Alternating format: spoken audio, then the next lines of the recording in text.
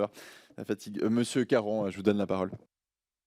Merci Monsieur le Président. Par souci de transparence, j'indique que j'ai été salarié du groupe Canal+ pendant 10 ans, et notamment de la chaîne iTélé, ancêtre de CNews, chaîne que j'ai quittée en 2008.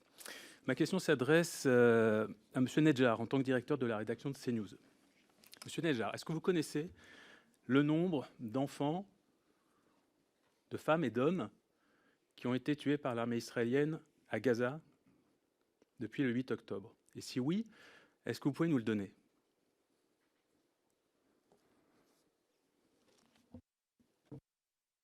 Je ne connais pas le nombre exact. Vous pouvez me le donner? Non, moi je vous pose la question, est-ce que vous connaissez le nombre exact? Ouais, et c'est pas totalement non plus le sujet de la commission d'enquête, mais vous avez votre rebond. Allez-y, Monsieur Caron, bien sûr. Je suis surpris que vous ne connaissiez pas ce chiffre en tant que directeur de la rédaction de CNews, d'autant qu'il s'affiche en une de Libération ce matin. Donc j'apprends que vous qui dirigez une chaîne d'infos, vous ne lisez pas la presse. 30 000 victimes à Gaza.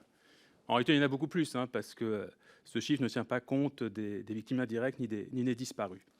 En réalité, nous, on a regardé CNews avec mon équipe depuis une semaine. On a constaté que vous ne parlez jamais de ce qui se passe à Gaza, si ce n'est pour adopter le point de vue du gouvernement qui est actuellement accusé par plusieurs diplomaties de commettre un génocide contre la population palestinienne.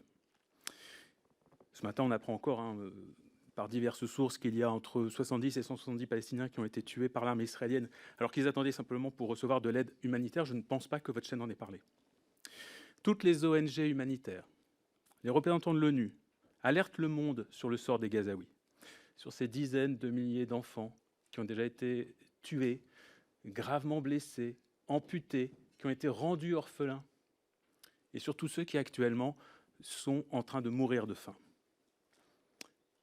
Les crimes de guerre, le nettoyage ethnique, qui sont en cours à Gaza en ce moment, sont un fait historique majeur. C'est un fait journalistique majeur. J'ai donc 3 petites questions. Est-ce que vous trouvez digne d'une chaîne d'information qui a pour mission de traiter tous les sujets importants, de le faire dans le souci du respect des points de vue et des angles, afin de permettre à tout citoyen d'être informé? Est-ce que vous trouvez digne d'une chaîne d'information de délibérément invisibiliser, de taire l'une des plus graves catastrophes humanitaires de notre siècle, et si ce n'est la plus grave? Deuxième question, au 1er février, l'ONU estimait à plus de 122 le nombre de journalistes et de professionnels des médias tués à Gaza depuis octobre par l'armée israélienne. En tant que directeur de rédaction d'une chaîne d'information, est-ce que vous dénoncez ces meurtres de journalistes palestiniens? Et enfin, dernière question, l'une des difficultés pour informer sur ce qui se passe à Gaza en ce moment tient au fait que le gouvernement israélien interdit aux journalistes étrangers de couvrir ce conflit à Gaza. Est-ce que vous dénoncez la censure du gouvernement israélien et cette entrave à la liberté d'informer? Je vous remercie. Je vous demande peut-être Monsieur Bauder pour répondre aux 3 questions, Monsieur Caron. Alors, Monsieur Nedjar. Pas de souci. Tout d'abord, c'est plus un réquisitoire que des questions.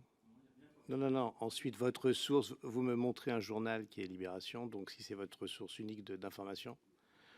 Ça, c'est le deuxième point. Le troisième point, non, mais ce que je veux dire, c'est que ni vous ni moi n'avons les réels chiffres de ce qui se passe à Gaza, d'accord? Donc, ça, c'est le premier. Le deuxième point, c'est nous traitons toute l'information, y compris ce qui se passe. Nous, toute l'information, il y a des chiffres qui sont donnés par le Hamas. Oui ou non? Non, mais oui ou non? Avez-vous... Chers collègues, laissons M. Nedjar répondre. Les questions ont été très claires. M. Nedjar, je vous laisse répondre avec autant de clarté que les questions, mais pas d'autres interventions pendant l'intervention de l'auditionné. Ensuite, nous traitons l'information, tout ce qui se passe à Gaza, nous le traitons. Nous avons des images, nous avons les abonnements Reuters et nous montrons les images, nous montrons ce qui se passe, à Gaza. Vous allez me dire qu'on ne fait pas de sujet sur Gaza? Il n'y a pas d'image sur Gaza? Non mais... C'est pas un dialogue, Monsieur Nedjar. Continuez vos propos pour expliquer le traitement de cette information-là, s'il vous plaît, sur votre antenne. Nous traitons ces informations en fonction de ce qui nous est donné. Nous n'avons pas de correspondant à Gaza. Nous avions des correspondants en Israël parce que, bien évidemment, comme la plupart et comme tous les journalistes français, il était beaucoup plus aisé d'être en Israël. Aujourd'hui, les informations que nous avons de la région viennent uniquement des agences de presse, aussi bien pour Israël que pour Gaza.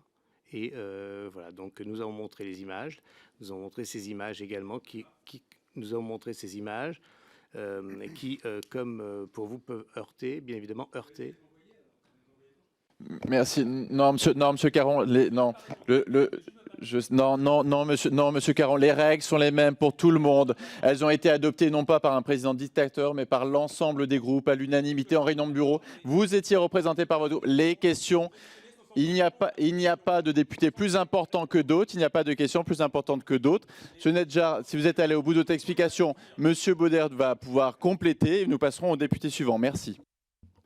Oui, Monsieur le Président, Monsieur le député, j'ai eu l'occasion, à l'occasion d'une réunion organisée par l'ARCOM sur le traitement de la situation en Israël il y a quelques semaines, l'occasion de faire un pointage en fait de notre couverture. Et sur environ 350 sujets que nous avions fait sur la situation en Israël, il y en avait une bonne centaine qui étaient consacrés exclusivement à la situation humanitaire à Gaza. Bien entendu, il n'est pas question de dire qu'il y a des victimes qui sont plus importantes que d'autres. Mais je profite d'être auditionné devant vous et d'avoir le micro ouvert aussi pour rappeler qu'il y a aussi 3 otages français qui sont toujours retenus par le Hamas. Et la liberté éditoriale de Libération, c'est effectivement de mettre les 30 000 morts de Gaza à la une. Notre liberté éditoriale, on ne cache pas cette information-là. Les informations sur Gaza sont données dans les JT, sont données dans les rappels. Nous n'en faisons pas la une comme Libération, c'est notre liberté éditoriale. Et nous, et Laurence à côté de moi tous les soirs, rappelle qu'il y a 147 jours, me semble-t-il, que les otages français sont retenus par le Hamas. La parole est à monsieur Philippe Frey.